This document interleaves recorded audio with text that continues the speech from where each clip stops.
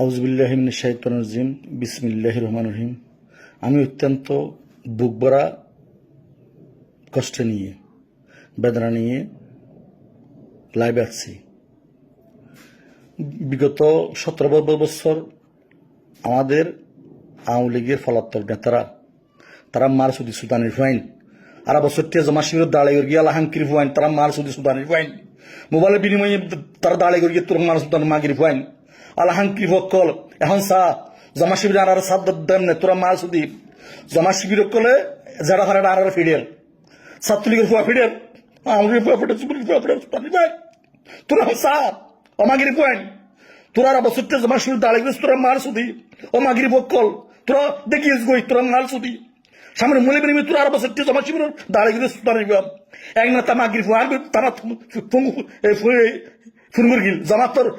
আমির পক্ষে 2010 সালত তোর মানে তো বছর সুদান এখন সার বাংলাদেশত তোরা গিয়েছিস না আমাগির ফুয়ান সার বাংলাদেশত আর এখন আওয়ামী লীগ কর্মীকে পিড়া হার মারি ফেলার ও সুদানি তোরা মার সুদি ইয়া তোরা তে কানলার আল্লাহ হাঙ্কির ফুয়ান ও মা সুদক্কল সুতরাং আর আওয়ামী লীগের কর্মীকলের হইতে আবাস তোরা দেজই আবাস তো খুব ভয়াবহ ইনি সরকার 5 বছর হাইব মারে তত্ত্ব দলান করিব এরপর বিএনপি ক্ষমতা আইব আবার মারে তত্ত্ব দলান করিব যে যারা আসস জয় দে জয় আমিও তো দেজন বই এটা কেউ নিরাপদ